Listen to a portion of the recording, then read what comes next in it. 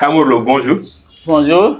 Nous vous recevons pour un podcast qui est nommé Terrain, pour un média alternatif SASI qui est présent sur YouTube, Facebook, Instagram et TikTok. Pour nous soutenir, n'oubliez pas de vous abonner, d'aimer, de commenter et de partager. Ce podcast est produit par la maison de production Fatouba. Hamurlo, rebonjour. Rebonjour. Vous êtes l'auteur du livre Pour une révolution au Sénégal et en Afrique, et vous vous présentez comme étant un Sénégalais qui a grandi entre Dakar et Louga et Paris. Vous dites que vous avez fréquenté successivement différentes écoles formelles et informelles, et en un mot, la grande école de la vie. Vous vous considérez surtout comme un talibé, un assoiffé de connaissances et de vérité, un chercheur indépendant qui aspire à se comprendre davantage, à comprendre la vie, à comprendre son milieu et qui cherche les clés de sa libération en tant qu'Africain et la libération de l'Afrique. Hamourou, avez-vous quelque chose à ajouter à cette présentation? Oh, tout est parfait. C'est parfait. Ok, maintenant, au niveau de la couverture de votre livre, nous voyons une carte, la carte de l'Afrique, qui est inversée et un jeune Sénégalais tenant un drapeau. Et pourquoi avez-vous choisi cette illustration pour illustrer votre œuvre? Oui, nous, en tant que panafricains, nous tenons à ce que les paradigmes soient changés. Et c'est vrai, l'image, on m'a déjà beaucoup interpellé sur l'image, mais comme on dit, une seule image vaut 1000 mots. Et donc, voilà, en fait, pour nous, c'est un changement de paradigme par rapport à l'Afrique, par rapport à notre conception de l'Afrique. Et brièvement, c'est ça, en fait. C'est ça, c'est que l'Afrique qui était toujours, tout le temps présentée en bas, en dessous des autres, dominée par les autres. C'est ce paradigme-là qu'on doit changer pour que les autres soient en bas et non plus l'Afrique. Ok, que maintenant les choses s'inversent. Que l'Afrique soit en haut au lieu d'être dirigée vers en bas, que l'Afrique soit dirigée vers le haut. Voilà, fondamentalement, c'est ça. Ok, maintenant, le titre, pour une révolution au Sénégal et en Afrique, le titre, pourquoi ce titre? On va choisir ce titre. Bonne question. En fait, ce livre, j'ai l'habitude de dire, c'est toute une histoire. Je suis donc sénégalais, j'ai passé une bonne partie, en tout cas, on va dire la moitié de ma vie, ou même un peu moins peut-être, au Sénégal. Donc, j'ai dû constater pas mal de choses, j'ai dû vivre pas mal de choses. Et en tant que quelqu'un qui s'intéresse beaucoup au changement des sociétés, et comme je suis aussi de formation sociologue, et voilà, ça m'a poussé à me poser des questions sur mon environnement social, environnement politique, environnement historique. Et ça m'a amené à m'interroger aussi au-delà du Sénégal, de tout ce qui concerne l'Afrique et tout ce qui concerne les peuples noirs. Ok. Donc c'est ça qui vous a inspiré. Et vous vous dites qu'il faut une révolution pour que cela change. Pour que tout change, pour qu'on change tout. Et voilà, qu'on change tout, qu'on change pas changer pour changer, mais on va dire pour qu'on améliore les choses. Parce qu'il y a beaucoup de choses à améliorer, il y a beaucoup de choses à changer dans le sens positif. Voilà. Ok. Maintenant, comme on l'a dit, transport, tout au long du livre, vous rattraquez sans cesse les dirigeants. Donc, vous dites, je n'ai jamais cru en Senghor, ni à Diouf, ni à Wade, ni à Macky, car je ne me suis jamais vu dans le système de favoritisme et de népotisme que je considère comme foncièrement identique. C'est pourquoi je n'ai jamais voté pour eux. C'est ce que vous dites dans le livre. Donc, vous pensez que dans le livre, en fait, vous expliquez que les malheurs que nous vivons sont dus à ces dirigeants. Oui, pour moi, politiquement, ils sont largement responsables parce que quand on les analyse, on sent qu'ils n'ont pas fait, qu'ils n'ont pas eu le courage de faire ce qu'il fallait faire, ce que tout un peuple a toujours attendu et tout un peuple prétend à ça, c'est quoi? C'est faire tout pour changer sa situation, les conditions du peuple, les conditions des gens, pour que les niveaux soient élevés dans tous les domaines. Et voilà, sur le plan politique, sur le plan environnemental, sur le plan médical, sur le plan sanitaire, en tout cas sur tous les plans. Sur le plan éducatif, voilà, et chaque plan qu'on peut prendre, par exemple, que ça soit l'éducation, tout ça, nous en fait, ce qui nous pince le cœur, c'est que nous ne constatons même pas un changement, mais pire, nous constatons une dégringolade. C'est une chute.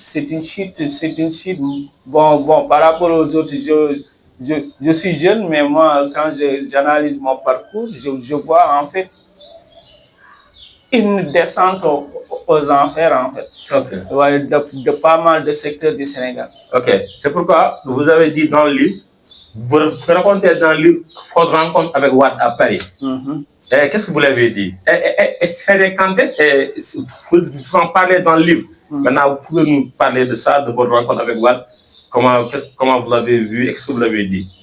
Oui, en fait, Wade, bon, je l'ai vu, je l'ai vu quelques fois lors des meetings, c'était en 88, les années chaudes en tant que lycéen, j'allais dans ces meetings. Et il y avait un meeting là à Médina où j'avais reçu des coups parce que les yeux me chargeaient. Et donc voilà, et à l'époque, en fait, nous, en tant que jeunes, en fait, Wade présentait quelque chose pour nous. Parce que comme il dénonçait le système en place, et nous n'étions pas d'accord avec le système d'Abdou Diouf. Abdou Diouf et ses amis, j'en connais tout ça. Et donc voilà, mais moi j'ai constaté vite que Wade ne faisait pas l'affaire. Et donc pour vous dire, donc j'ai 88, j'étais même dans des manifestations. Mais j'ai quitté 91 quand il est entré dans le gouvernement. Oui, je crois même que ça devait être la deuxième fois qu'il est entré. En tout cas, quand il est entré, et j'ai analysé, après ça m'a poussé à approfondir mes recherches sur l'histoire politique du Sénégal. Et c'est là où je me suis rendu compte, en fait, que Wade ne faisait pas l'affaire et ne fera pas l'affaire. Okay. Et ne fera pas l'affaire. Et voilà. Mais vous l'avez rencontré à Paris, il était venu? Voilà. Plus tard, donc, Dieu a fait que je l'ai rencontré à Paris. C'est vraiment peu de mois avant 2000. C'était à l'époque là, quand il s'était établi à Paris et quand les autres étaient venus les chercher, les Bathily, les Dansokho, les Landing, tout ça. Hein? Et donc, à cette époque-là, nous avons un aîné du mouvement panafricain, Djibril Ning, qui est toujours là, que je salue, et qui l'avait invité. J'ai profité de cette occasion-là pour lui dire vraiment ce que je pensais de lui à la veille. Et en résumé, je lui avais dit que toutes les tendances vous donnent vous annoncent comme le futur président, contre Abdou Diouf, mais que je parie que quand vous allez arriver avec votre propre système et les choses ne vont pas changer. Et les choses même risquent de s'empirer. Yeah. Et mon ami dont je parle, qui organisait, il a toujours même les cassettes. Il faut qu'on les récupère pour les exploiter. Mais c'est ce que je lui avais dit. Okay. Ce que je lui avais dit. Ok. Maintenant, le livre est divisé particulièrement en 3 parties. D'abord, une première partie qui est intitulée Quelques blocages, à l'intérieur de laquelle vous développez les thèmes pour vous qui empêchent au Sénégal et à l'Afrique d'émerger. Et parmi ces thèmes, toujours, vous revenez sur les dirigeants sénégalais. Donc, il y a plusieurs sous-titres qui sont considérés à ces dirigeants. Il y a même un sous-titre qui est appelé exemple de démission de l'État sénégalais. Vous dites que l'État sénégalais a démissionné. Et pour illustrer, vous citez Nelson Mandela. Il dit que tout ce qui se fait sans nous et pour nous, se fait contre nous. Donc, et vous citez le PUDC comme exemple de démission. Donc, pouvez-nous revenir sur la démission de l'État sénégalais que vous traitez dans le livre? Oui, en fait, comme je l'ai dit dans mon livre, en fait, pour moi, en fait, un État qui ne résout pas les problèmes de sa population, pour moi, c'est un État démissionnaire tout simplement. Et si on analyse l'État sénégalais avec les moyens qu'ils ont, et les moyens qu'ils mobilisent, c'est très facile en fait d'en conclure que ce sont des gens que le changement de situation des populations n'est pas leur priorité. Et pour preuve, au lieu de changer la situation des populations, c'est leur situation personnelle même qui change. Leur compte bancaire, leur richesse, leur patrimoine. Et en témoignent les scandales qui se multiplient. Et même vous dites, vous le traitez, il y a une partie qui est intitulée « Que dire à propos de nos criminels dirigeants politiques ». Vous les traitez de criminels. Et vous dites aussi que nos hommes politiques sont notre élite, sont des vendeurs de vent, des escrocs professionnels. Une autre partie, et vous dites que ils ont, ce que vous voulez le dire, les nombreux scandales. Vous citez des scandales, notamment le stade de Diamniadio, l'avion présidentiel à 60 milliards, les contrats donnés aux Blancs, Suez, Orange, FH, Total, Bolloré, Auchan. Et vous dites, l'objectif qu'ils ont lorsqu'ils font ces contrats, c'est de s'attribuer des commissions et des marchés nébuleux. Et aussi, pour les infrastructures de grande envergure, c'est d'endormir et de détourner le peuple de l'essentiel. Vous dites ça? Donc, oui, c'est ça en fait, c'est exactement ça, c'est ce qu'il faut en fait, au lieu de s'occuper des problèmes des populations qui attendent que qu'ils soient soulagés en tout cas, et ils sont là en fait, non seulement ils ne font pas le nécessaire, non seulement ils détournent cet argent destiné aux populations, mais ils font tout aussi, c'est une bonne stratégie, vieille comme le monde, c'est de les endormir, parce que si on ne les endort pas, ils risquent du jour au lendemain de nous tomber dessus. Voilà, c'est ce que j'appelle, c'est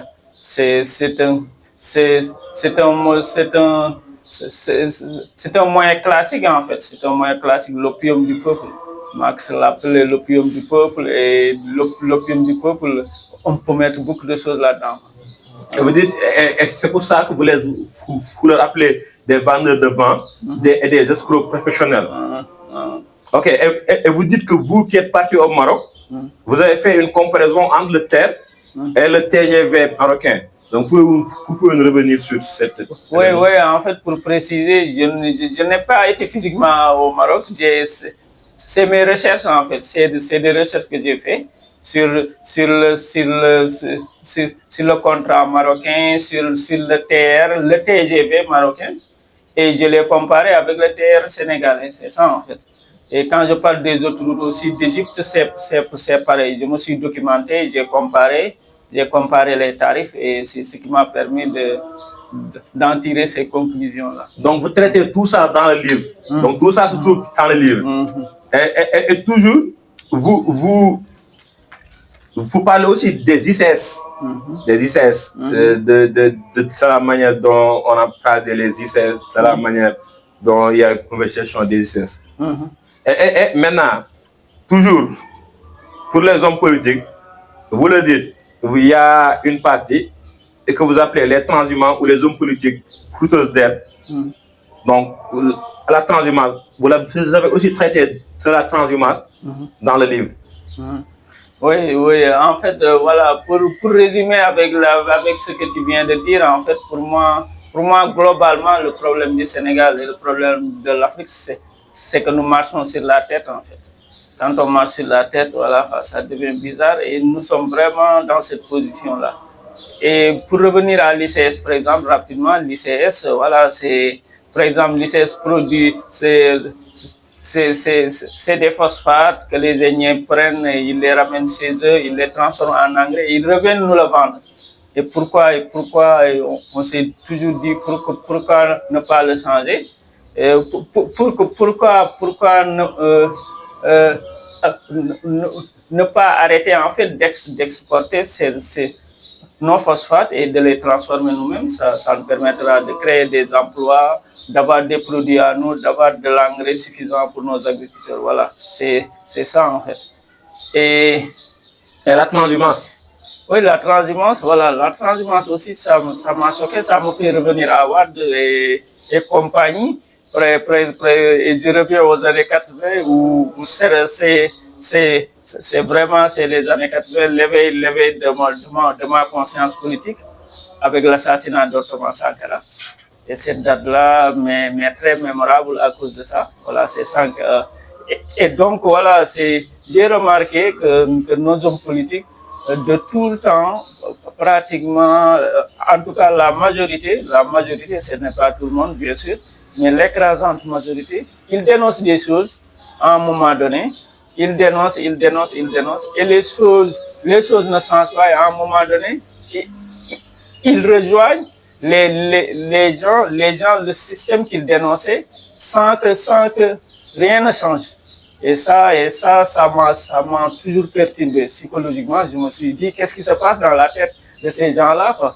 Et pour ça, et pour illustrer le cas que vous venez de dire, vous citez Landing Savané. Landing Savané qui avait mis un carton rouge sur Abdou Diouf.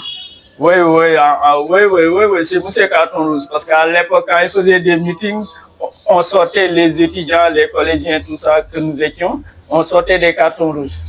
Il était vraiment populaire et les cartons rouges étaient destinés à Abdou Diouf. Bon, même s'il n'a pas rejoint Abdou Diouf, après 2000, il a accompagné un système pour moi. Et jusqu'à récemment, avec le pourrissement du même système avec Macky Sall, il a été à ses côtés. Voilà, ce que je ne comprends pas. Parce que c'était quelqu'un, voilà, c'était quelqu'un de pertinent, que je considérais digne de confiance, voilà. Ensuite, vous citez aussi Abakar Diaye, qui était récemment au niveau de la CNRA. Vous citez Abakar Diaye. Oui, en fait, c'est ce que j'appelle voilà, ce sont toujours des transhumants, mais des gens du système, en fait. Pour eux, en fait, il faut qu'ils naissent dans le système, si c'est possible, s'ils ne sont pas nés, en tout cas, une fois entrés dans le système, il faut qu'ils grandissent dans le système, il faut qu'ils vieillissent dans le système, il faut qu'ils meurent dans le système. Voilà. Et aussi, vous parlez d'autres transhumants, vous avez parlé de Moustapha Agnès, de Souleymane Jules Diop, de Latif Coulibaly, de Youssou Ndour. Mais tout ça, bon, ceux qui achèteront le livre, ils verront comment vous avez traité ces sujets. Maintenant, toujours au niveau des dirigeants, vous dites aussi que les dirigeants sénégalais, il y a une partie que vous avez appelée des dirigeants sénégalais aliénés et mercenaires. Et vous dites que Senghor était un valet français et qui avait un panafricain du nom de Passour Hundala qui a déclaré que Senghor n'avait qu'une seule nationalité qui est la nationalité française. Que Senghor a passé 20 ans à la tête de l'État sénégalais sans avoir la nationalité sénégalaise. Donc, pouvez-vous nous revenir sur cette... Oui, en fait, Passour Hundala, que je respecte, que je salue, en fait, c'est un grand intellectuel zaïrois, maintenant congolais. Et il a écrit un livre très percutant, qui fait partie des livres qu'il est difficile de trouver, en fait. Le titre c'est Léopold Sédar Senghor, Autopsie d'un cas. C'est un livre très pertinent, ça fait partie des livres qui m'ont marqué. Et je l'ai eu chez mon ami de Tamery, la librairie de Tamery de Paris. À l'époque, c'était Ça devait faire début des années 2000, hein, peut-être même fin des années 90. Dans ce livre-là, il soutenait ça. Il disait que Senghor, voilà, Senghor n'avait pas la nationalité sénégalaise. Il disait dans le même livre que il demande aux partisans de Senghor, il demande aux partisans de Senghor de lui montrer ça, de lui montrer la nationalité sénégalaise de Senghor. Et depuis lors, personne n'a pu lui apporter. Oui, en tout cas, à ma connaissance, on va poser le débat. Peut-être, on va nous le montrer. On verra. Oui. Ok, donc et aussi, vous traitez du cas de la fondation Servir le Sénégal. Vous dites que Macky et sa femme de servir le Sénégal à se servir du Sénégal. C'est ce que vous dites. Oui, se servir du Sénégal au lieu de servir le Sénégal. Et vous traitez aussi ce cas aussi. Et vous dites aussi, comme on l'avait dit dans le spot, que ce livre est sorti en juin 2022, mais ce livre est d'autant plus actuel. Pourquoi? Vous dites dans le livre, le Sénégal est aussi le pays où l'État octroie les têtes nationales à des pays et sociétés étrangères au détriment des populations. Ces derniers résistent avec leurs modestes moyens, soutenus par des activistes et par la société civile. Cette bombe foncière peut exploser à tout moment, puisqu'il y a de plus en plus d'étincelles qui fusent de partout. Si jamais elle explose, ce que je souhaite pas, j'espère que Macky Sall et son régime corrompu seront les seuls à en pâtir. Vous dites ça en juin 2022. Et récemment, il y a des scandales qui ont éclaté, les scandales avec les terres de Mbane. Donc cette corrélation-là, donc l'histoire vous a donné raison en fait. Oui, en fait, les scandales fonciers, en fait, tout le monde, j'ai eu le privilège de l'écrire, mais tout le monde était au courant, parce que je suis aussi, non seulement je m'intéresse aux actualités du Sénégal, même en étant à Paris, mais je suis aussi membre de Pastef France. C'est ce qui nous permettait de mobiliser beaucoup d'informations, parce qu'on menait le combat. Et en plus, bien avant d'être membre de Pastef en 2019, c'était des questions qui m'ont toujours intéressé et j'ai toujours fait des recherches sur ça. Donc voilà, c'est ça en fait. C'est ça, c'est ce qui m'a permis d'en parler. Et comme on dit, quand on parle de mauvaises choses, on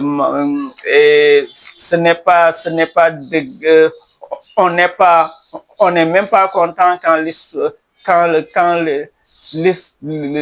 l'histoire nous donne raison. Voilà, parce que généralement, ce n'est pas parce que qu'on souhaite que ça arrive, mais malheureusement, c'est la réalité. C'est la réalité et nous sommes à plein là-dedans avec les actualités. Et de toute façon, il faudra qu'on trouve des solutions. Et le livre en cours propose des solutions. Et ce livre-là déjà propose des solutions. Et voilà, pour que les terres soient réattribuées aux Sénégalais. Et je ne doute pas que l'actuel pouvoir, nos compagnons de Pastef, le président Sonko, le président Diomaye, ils sont en train de faire le nécessaire. Voilà. Nous leur faisons confiance pour ça. Maintenant, toujours dans le livre, vous toujours au niveau des dirigeants, vous leur dites, ce sont des commandés, l'amour des autres, tels des enfants. Et pour cela, vous citez Habib Thiam, qui était au niveau de la RTS et qui criait « Aidez-nous ». Et vous dites que cette image-là tourne toujours dans votre tête lorsqu'il disait, et de la manière dont il disait « Aidez-nous ». Pouvez-vous nous revenir sur ça, sur les dirigeants qui commandent? Oui, en fait, à l'époque, ça remonte, vous les jeunes, ça va vous faire bizarre, mais à l'époque, il y avait qu'une seule télé. Et nous, en tant qu'étudiants collégiens qu'on boycottait le plus souvent, mais parfois on tombait sur... Parce que c'était monopolisé par Abdou Diouf et ses compagnons. Et donc, c'était au retour d'un sommet qui s'était tenu, un sommet de l'ONU sur les questions sociales. Et je devais être, je devais être au collège encore. Et je suis tombé sur son intervention. Et moi-même étant jeune, ça m'avait choqué. Ça m'avait choqué parce que voilà, ça fait en tant que disciple de Thomas Sankara, comment un dirigeant peut demander de l'aide comme ça? Que l'aide. Bon. Mais c'est plus profond de façon, comme je l'ai relaté dans le livre, c'est plus profond, c'est ce qu'on appelle nous panafricains. En fait, ça fait partie de ce qu'on appelle les maladies du nègre, en fait. Du nègre vraiment au sens péjoratif, parce que voilà, historiquement, ce qui s'est passé, c'est que depuis 5 siècles, on nous a arraché la maîtrise de notre destin. Et depuis 5 siècles, 5 siècles au moins, nous courons derrière cette reconquête de notre destin. Voilà, c'est... Donc, et vous dites aussi que Macky Sall lui a emboîté le pas en clamant pour une annulation de la dette. Oui, je me rappelle bien, Macky Sall. Donc, vous dites ça dans le livre, je veux dire. Oui. Vous dites ça dans le livre. Oui, j'en parle parce que Macky Sall, de tout le temps, il demandait ça, en fait. Il demandait qu'on annule la dette, il demandait, voilà. Pour moi, c'est une autre façon de commander chez les autres. Et aussi, vous traitez aussi du thème de la corruption. La corruption, et vous dites qu'une corruption endémique avec une incroyable impunité. Et vous dites, des économistes estiment que 40 000 milliards de francs CFA ont été détournés par l'administration sénégalaise de 1960 à nos jours. Et pour illustrer cela, vous avez parlé du FESMAN, de Mansour Faye avec les projets qu'on lui a donnés. Vous avez parlé de Mamour Diallo, vous avez parlé du CSE, du HCCT, du CNDT. Donc, vous avez passé en revue tout le système de corruption que les dirigeants ont mis en place. Oui, il y a aussi les caisses noires, voilà, franchement, ce n'est pas l'argent qui manque, en fait. Pour revenir à ce que je disais tout à l'heure, on ne peut pas avoir de l'argent et tendre la main éternellement comme dirait Gelawara, tendre les 5 doigts, d'accord? Et voilà, donc en fait, c'est lié. Si tout cet argent-là détourné était utilisé au bien des populations, pour moi, on n'aurait pas besoin de tendre la main ailleurs, de se vendre ailleurs, de se prostituer ailleurs. Voilà. Et vous dites, et pour illustrer la caisse noire, il y a une partie que vous avez appelée la mafia politique sénégalaise, les caisses noires et les fonds politiques. Et pour illustrer, vous dites que lorsque Wade est venu au pouvoir, il dit à Idi que nos soucis financiers sont terminés. Voilà. Oui, cette fameuse phrase que tout le monde connaît. Et cette phrase-là est annonciateur de ce qui allait se passer. Voilà. Si ce même Idrissa Seck avait dit en lieu en place tous les problèmes tous les problèmes des Sénégalais et du Sénégal sont finis, on aurait compris. Mais il a dit non problème financier. Donc, non problème financier. Oui. Et vous revenez aussi sur l'historique de l'augmentation de la caisse noire de Senghor à Macky. Oui. Vous revenez aussi sur ça. Ce qui est fou, voilà, les gens, ils augmentent. Ils l'ont, c'est quelque chose qu'ils l'ont. Et comme dit le président Sonko, ils peuvent même le brûler sans rendre compte. Ce qui est fou pour un pays qui en a besoin. Voilà. Et vous dites, et après avoir parlé des dirigeants, vous dites que, en effet, de nos jours, l'Afrique d'une manière générale, et le Sénégal en particulier, véhicule beaucoup de comptes valeurs qui, avec le temps et un processus de formalisation historique et sociale, sont faussement considérés par opportunisme égoïste, par ignorance ou par inconscience comme des valeurs. Donc, vous dites que l'Africain a été formé de telle sorte qu'il a inculqué des valeurs qu'il croit siennes, alors que ce sont de fausses valeurs. Oui, qu'ils soient inculqués ou même parfois ce sont des valeurs que nous avons développées parce que les sociétés fonctionnent comme ça en fait.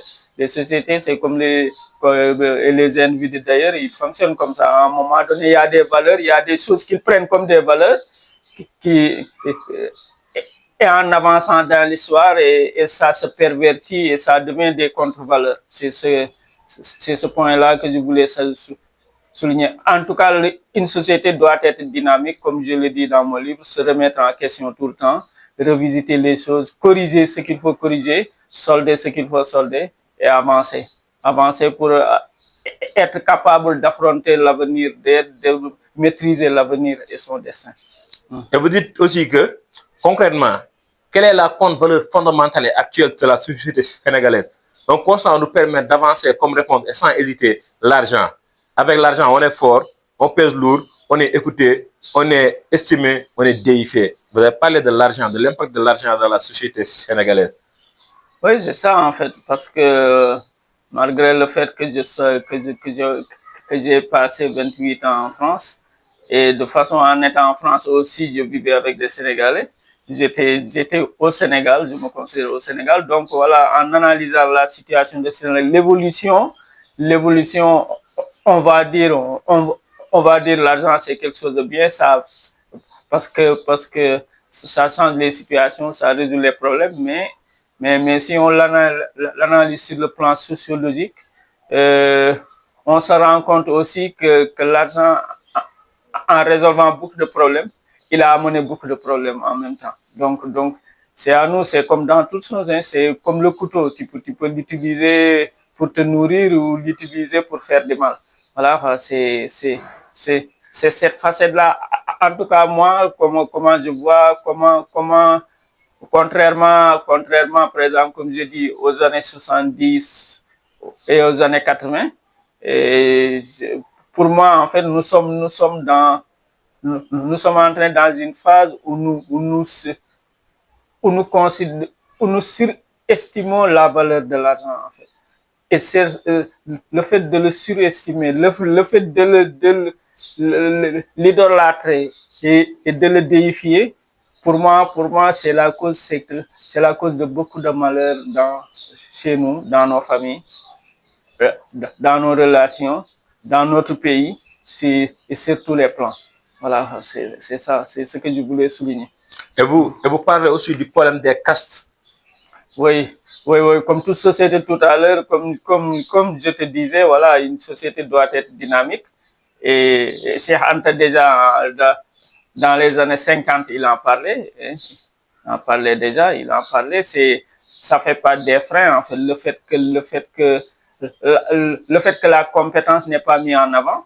Et même si on prend Seigne Touba, à un moment donné de sa révolution, il avait banni tout ça.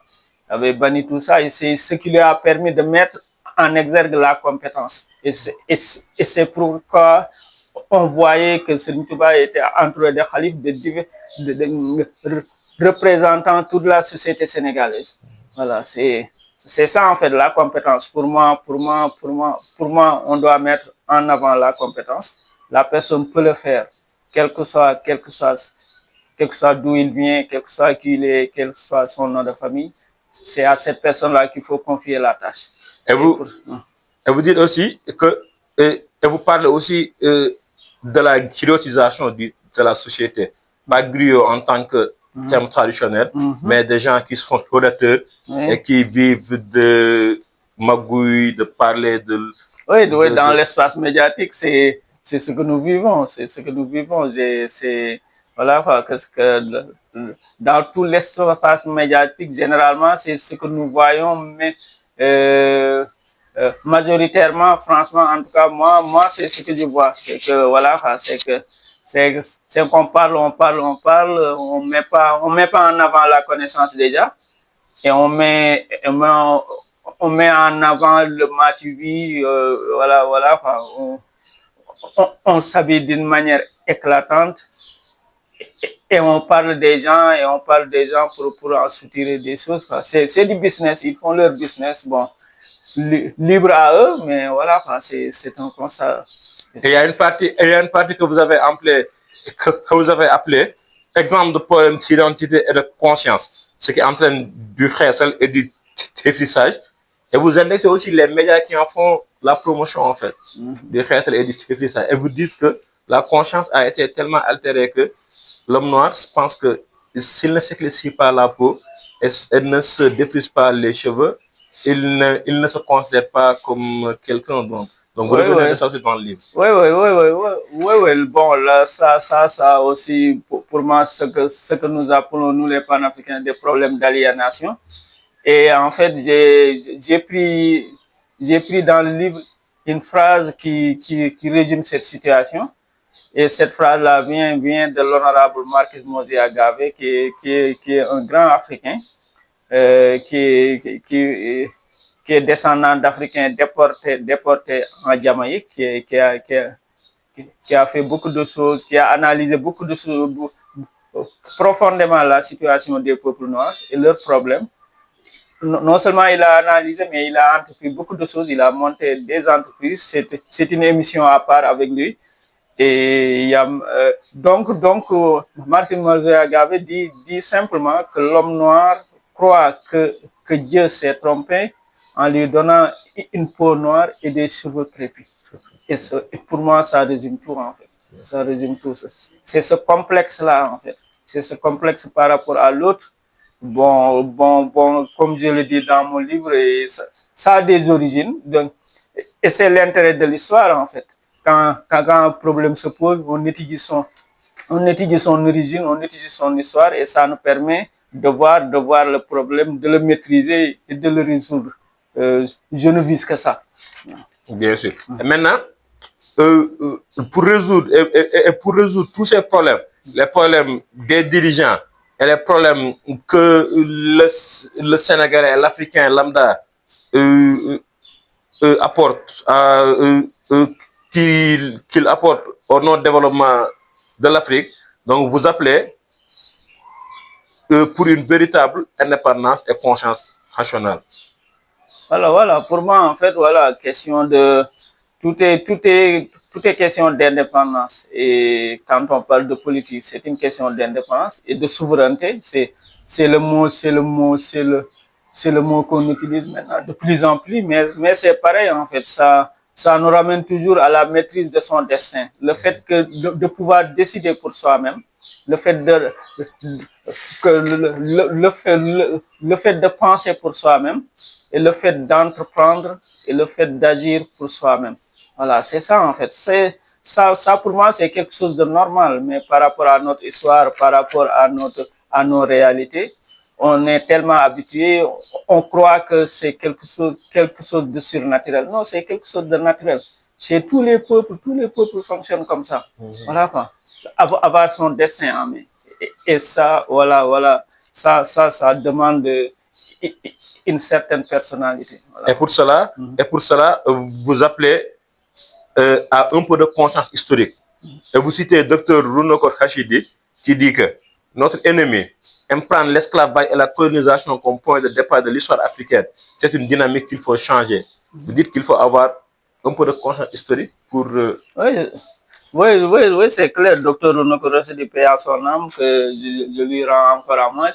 Et voilà, il a parfaitement raison. Et en fait, c'est ça, en fait. C'est que avec notre système éducatif, avec nos systèmes de diffusion d'information et de culture même, en fait, on ne rend pas accessible aux populations et surtout aux jeunes le fait de savoir qu'ils sont capables de réaliser tout ce qu'ils veulent.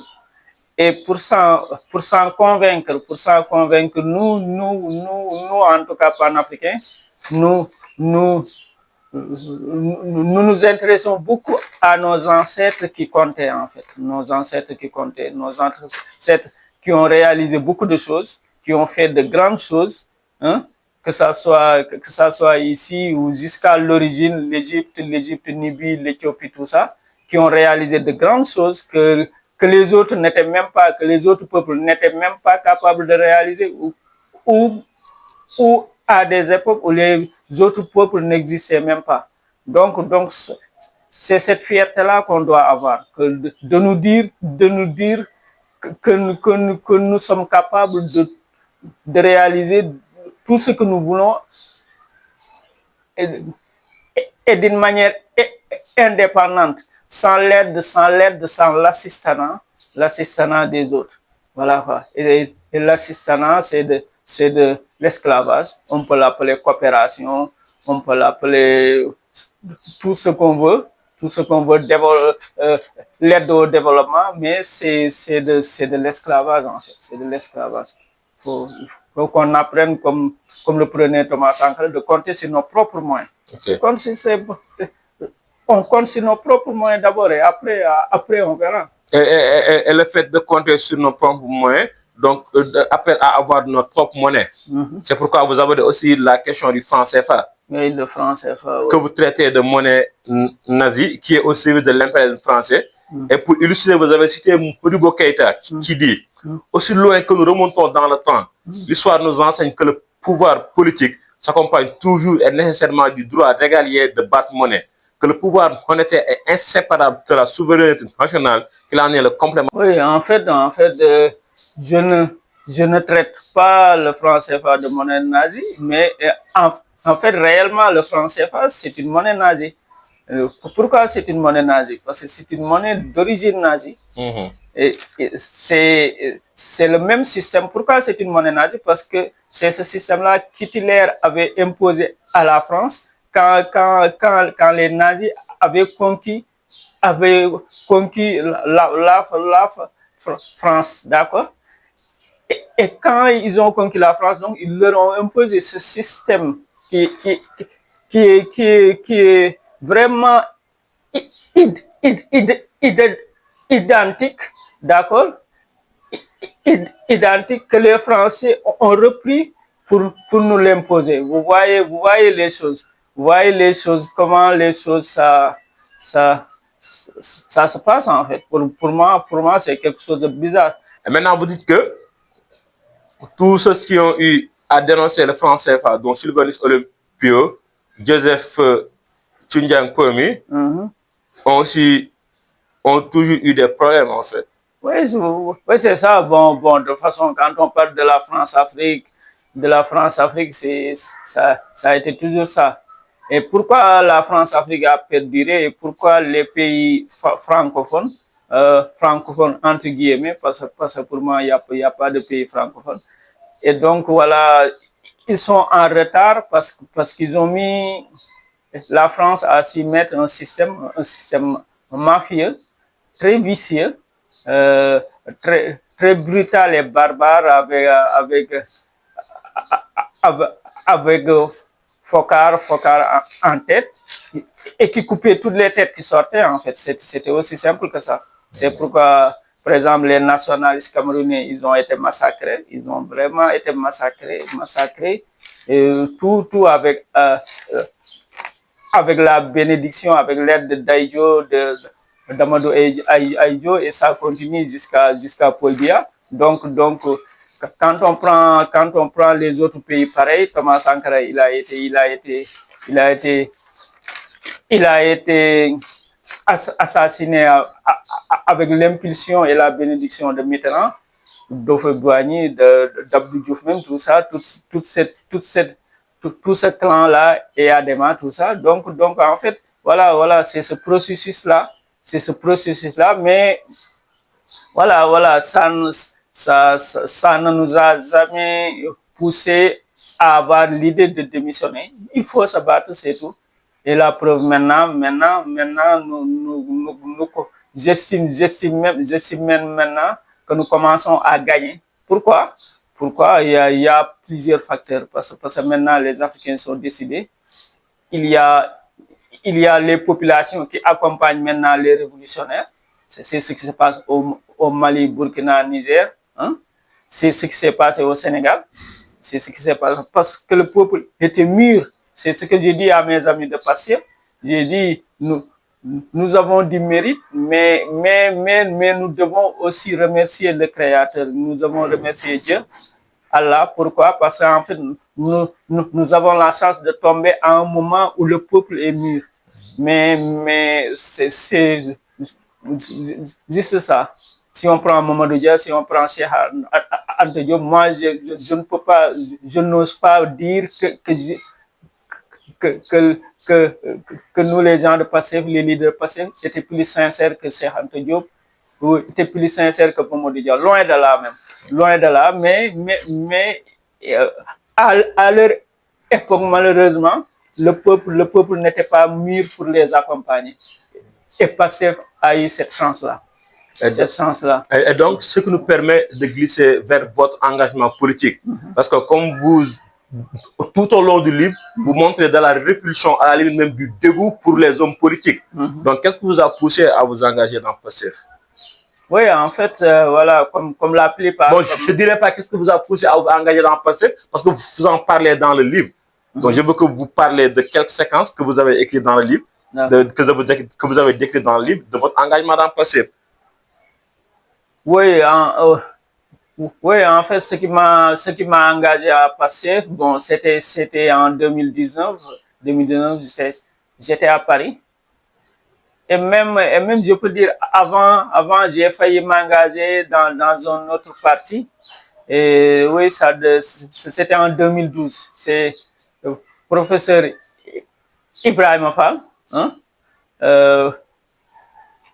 avec son mouvement, comme quelqu'un que je suivais aussi, que j'aimais beaucoup, que j'aime beaucoup, et j'aimerais bien lui offrir mon livre. Je n'ai pas son contact.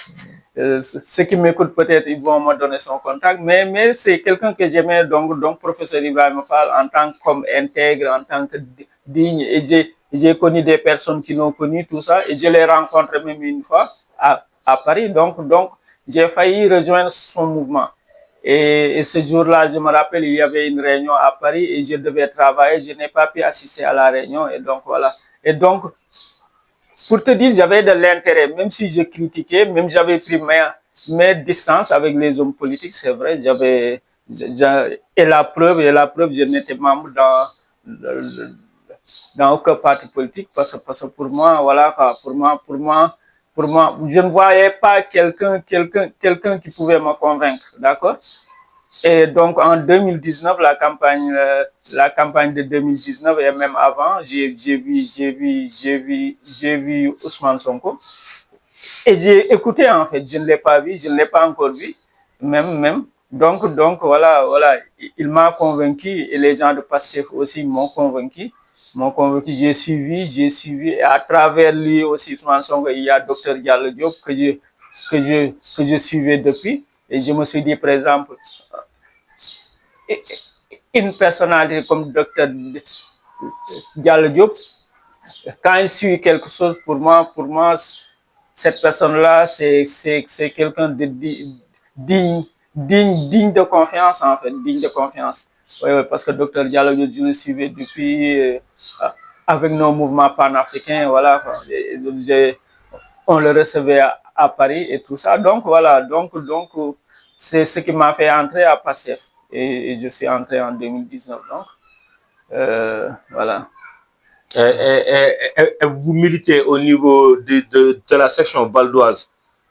Oui, Valdoise, Paris. En fait, Valdoise, quand on dit Valdoise 95, en fait, c'est le numéro postal. Valdoise, en fait, c'est comme si on disait Guédiawaye ou Parcelles Assainies. En fait. Ok. Et vous faites partie du mouvement des cadres de PASTEF, en fait? Oui, en fait, je suis membre de quelques commissions éducation, mais je me suis surtout investi à la commission affaires étrangères et panafricanisme. Okay. Affaires étrangères et panafricanisme, et à un moment, et à l'époque, c'était ce que j'appelle la belle époque.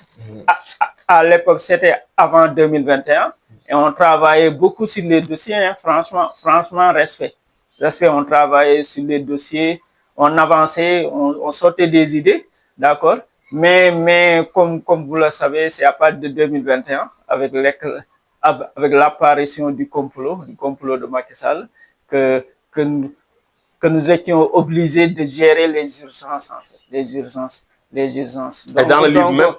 Et donc, pour revenir à la à la commission affaires étrangères et panafricanisme, en fait, après, on l'a scindé, je suis devenu responsable de la sous-commission panafricanisme, comme moi, mon centre d'intérêt, c'est ce qu'on appelle le panafricanisme, en fait, tout ce qui touche les Africains d'une manière générale et les peuples noirs d'une manière très générale. Ok. Maintenant, la dernière partie du livre, vous l'avez intitulé Quelles solutions pour construire des lendemains meilleurs? Et vous citez Thomas Sankara. Il faut oser inventer l'avenir. Et vous donnez des solutions. Et vous dites, tout d'abord, il faut un nettoyage sans concession ni compromis de notre classe politique. Ensuite, il faudra réformer de fond en comble tous les secteurs clés de notre chère nation, agriculture, santé, éducation, économie, système de gouvernance, etc. Donc, toujours, les politiques, ils reviennent. Vous dites de les nettoyer avant de commencer à... Ah oui, ça c'est incontournable. Et, et je me rappelle à l'époque, ce qu'on peut appeler l'époque des doutes et pas des doutes même, en tout cas par rapport à moi, pas du tout. Mais en tout cas, la plupart des personnes doutaient quand le combat se menait, quand ça devenait de plus en plus sanglant. Et quand nos dirigeants, les dirigeants de Pastef, la plupart étaient en prison, et il y en a même des en exil, on priait beaucoup à l'époque à un moment donné. On faisait ce qu'il faisait faire et on ajoutait des prières. Et pour moi, en fait, pour moi, ces prières-là, nous devons les reconduire. Et tu sais pourquoi? Nous devons prier pour que le président Diomaye Faye et le premier ministre Ousmane Sonko et les membres du gouvernement, les membres du gouvernement, ceux qui ont la mission de mener, de concrétiser ce projet-là, nous devons prier pour qu'ils aient le courage, pour qu'ils aient la force, hein, pour qu'ils aient la détermination de, de faire ce qu'il faut faire. Parce que, comme je le dis dans mon livre, il y a beaucoup de pesanteurs. Il y a beaucoup de pesanteurs. Et de toute façon, comme je le dis dans mon livre, il faut que le nettoyage soit bien fait. Il faut que le nettoyage soit bien fait.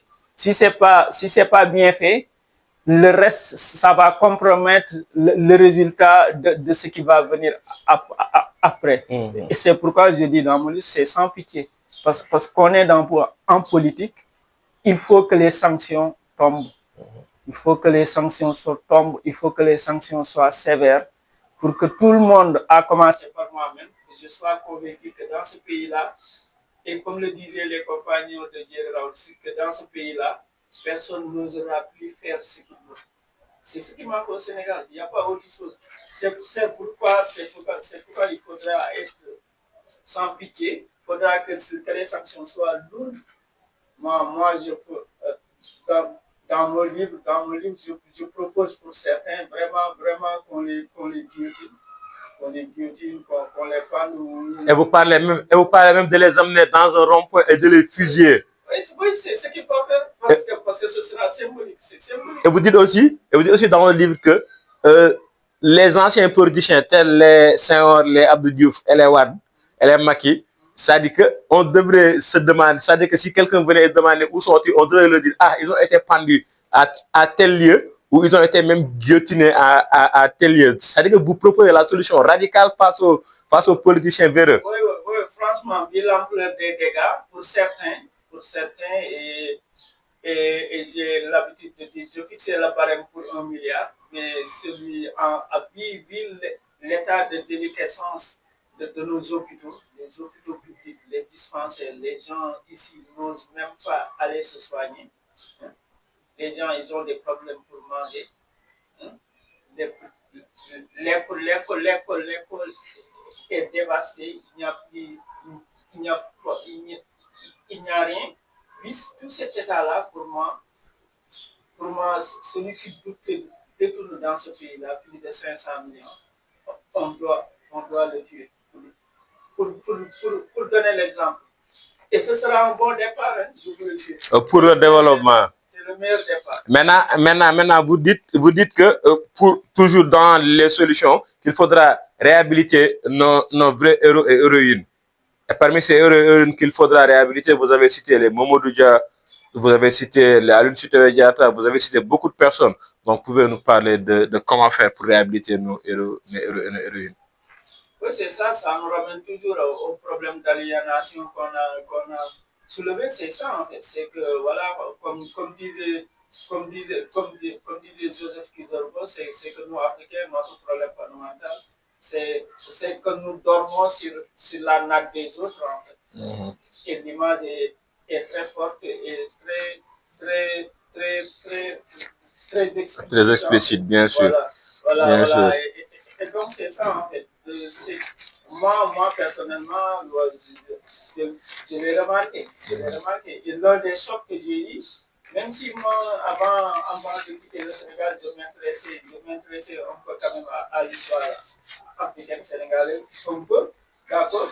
Et bon, mais en arrivant en France, en discutant un peu, en discutant avec des étudiants, avec des gens, tout ça, à un moment donné, on se rend compte que, en fait, nous, ce qu'on nous apprend ici, c'est de connaître la France et les Français, en fait, l'histoire de la France, au lieu de nous connaître nous-mêmes. Ça fait pas des chocs et des ruptures que j'ai opérées pour pouvoir m'investir dans tout ce qui est recherche d'histoire africaine et voilà, c'est ça. C'est ça. Et pour revenir à ce que tu disais, donc voilà, c'est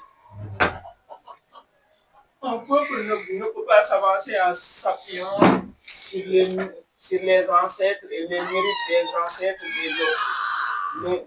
Sur les ancêtres et les mérites des ancêtres des autres. D'accord? Un peuple ne peut pas avancer. Tous les peuples dignes de ce nom avancent par rapport à leur propre histoire. Et pour avancer en s'appuyant sur notre propre histoire, on est obligé de revisiter notre histoire, de prendre nos héros, nos propres héros, de les valoriser dans tous les domaines. À l'école déjà, c'est important. À l'école, même au niveau de la maternelle, jusqu'à l'université, on apprend en fait nos réalités. On valorise donc nos héros et nos héroïnes. Et en les valorisant, on s'inspire d'eux et c'est ce qui nous donne de la force pour pouvoir être nous-mêmes. Qu'en Italie, hein, ou peut-être une partie de la Suisse, mais en tout cas, les Italiens parlent leur langue. Les hommes politiques italiens parlent l'italien. Si on prend des pays même plus petits, Norvège, Luxembourg, c'est tout petit pays là. Hein? Norvège, Suède, tout ça, mais ils utilisent leur propre langue. Pourquoi? Parce que ça permet au peuple de comprendre ce que leurs dirigeants disent et ça permet aussi d'enseigner plus facilement le peuple. Maintenant, vous proposez un système de gouvernance que vous appelez la co-gouvernance pour se développer. Mais vous pouvez revenir sur ça, sur ce qu'est la co-gouvernance. Oui, co-gouvernance, co-gouvernement. En fait, pour moi, je me suis dit aussi qu'à un moment donné, il faut qu'on soit honnête en tant que dirigeant avec nous-mêmes. Et nous voulons changer le pays. Nous avons la conviction, en tout cas, nous, dans le passé, c'est cette conviction-là que nous avons jusqu'à preuve du contraire. Et pour moi, pour faciliter les choses, en fait, il faut faire des systèmes où tout le monde participe. Il n'est plus question que, voilà, tout le long de ce livre-là, c'est ce que je disais. C'est l'attitude, en fait, hautaine de notre soi-disant élite que je dénonce. Cette attitude hautaine, c'est quoi? C'est de regarder le peuple d'en haut.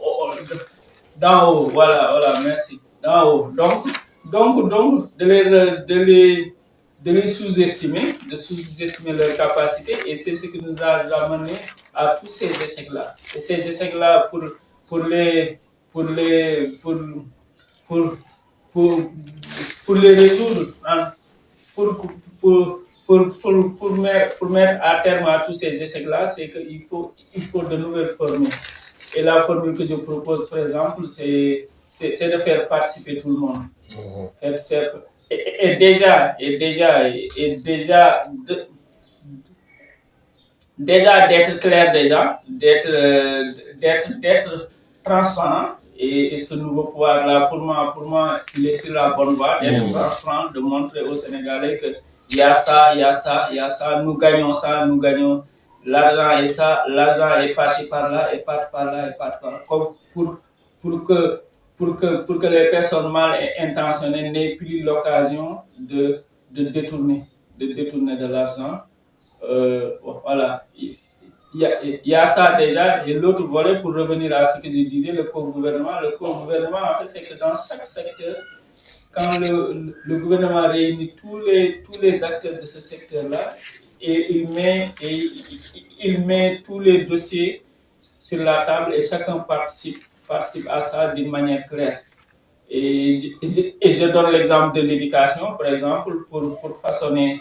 Il ne suffit plus que le pour moi c'est ma conviction, il ne suffit plus que le gouvernement, par exemple, sort son programme, il va l'appliquer, tout ça. Ça pour moi, c'est pas suffisant.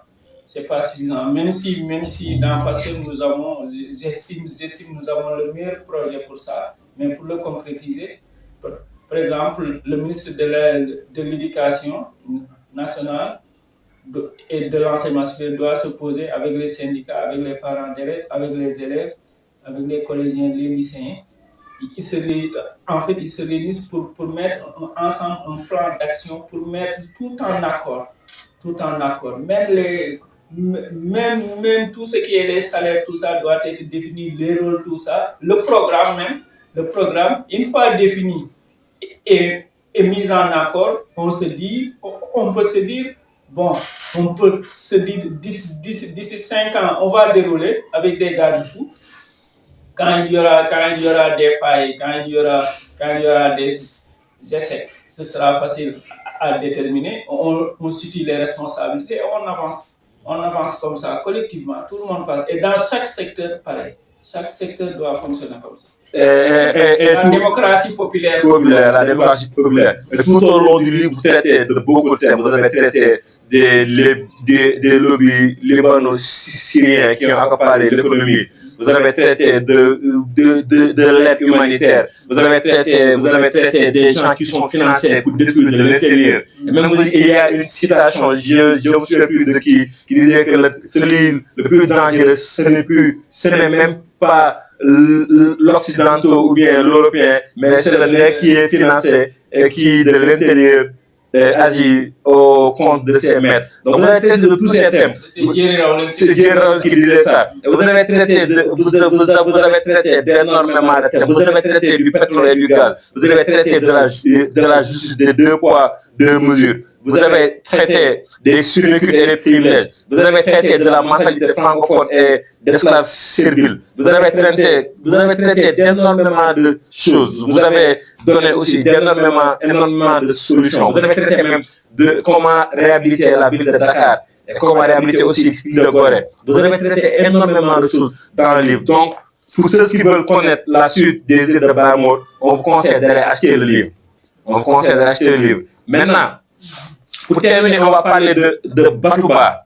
C'est quoi Batouba exactement, Batouba? Oui, en fait, avant de parler de Batouba, je précise juste qu'il y a un autre livre en cours. Parce que ce livre-là, comme on l'a dit, c'est publié en juin 2022. Donc c'est bien avant l'aboutissement de notre révolution panafricaine, révolution pacifique. Il y a un livre en cours qui prend en compte ce qui s'est passé depuis. Voilà. Oui, Batouba, en fait, Batouba, c'est une société que nous avons créée officiellement. Il va faire trois. On va s'occuper de 3 secteurs, en fait. Il y aura de l'édition. On va éditer nos propres livres. On va éditer d'autres livres. On va ressusciter même des livres qui sont introuvables. Pour moi, c'est quelque chose d'inacceptable. Parce que parfois, j'ai des livres ici et j'ai des livres ici, par exemple, qu'on ne peut plus trouver. Alors que ces livres-là, ce sont des livres sénégalais, ce sont des livres africains qui font partie de notre patrimoine. Et c'est un massacre même quelque part, le fait de ne plus les rendre disponibles. D'accord?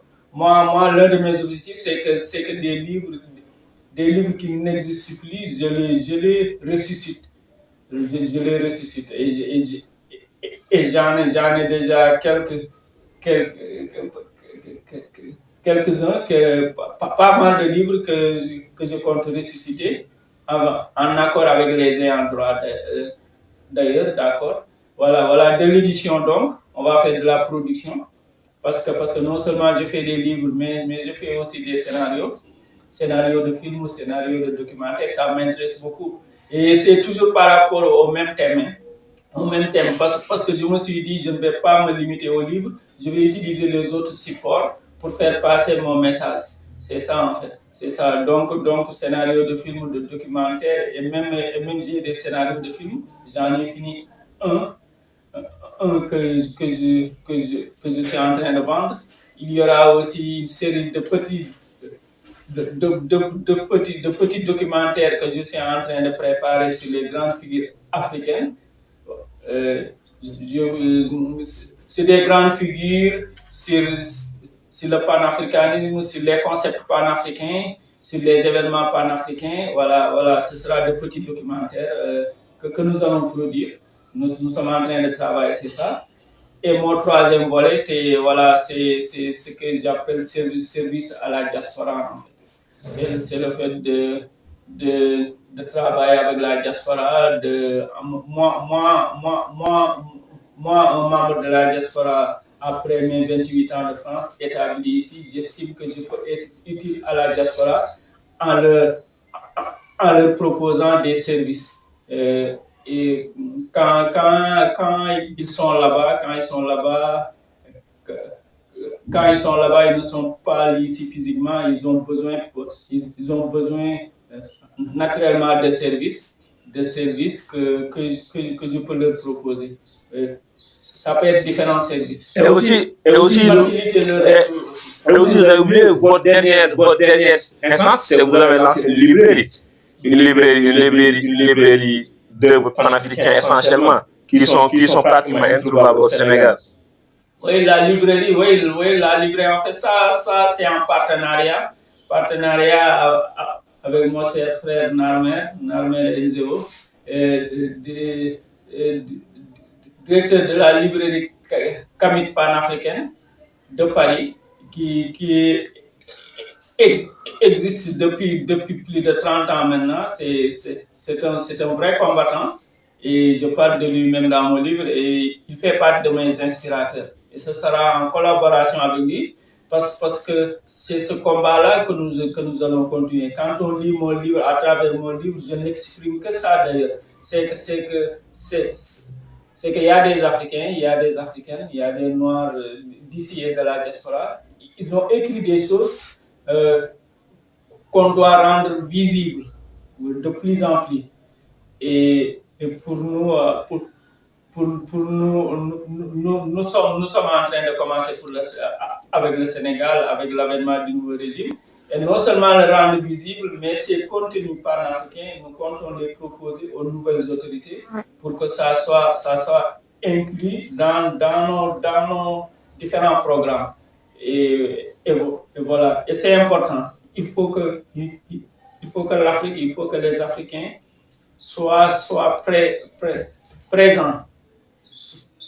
présents dans tous les domaines. Dans le domaine culturel, dans le domaine cinématographique, dans le domaine éducatif, dans le domaine politique, dans le domaine sanitaire, voilà, tous, c'est ça en fait, c'est ça. C'est ce projet-là que nous portons. Donc, il faut rappeler que c'est vous qui produisez ce podcast-là. C'est vous qui produisez le podcast que nous sommes en train de faire, c'est Batouba qui le produit en fait. Oui, voilà, et on va dire, notre première production audiovisuelle, c'est cette émission que vous voyez. Ouais. Voilà. Donc, Paolo, on vous remercie.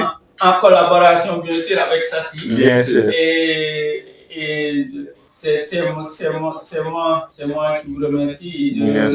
Et je remercie Sassi pour pour l'intérêt. C'est pas ça, si, c'est ça, si. Ça, si. C'est ça, si. C'est ça, si. Oui, ça, si. C'est ça, si. D'accord, c'est pour le physique. Si, ça, Pablo, merci beaucoup, Pablo. Merci de la disponibilité, Pablo. Merci beaucoup. Merci beaucoup, Pablo.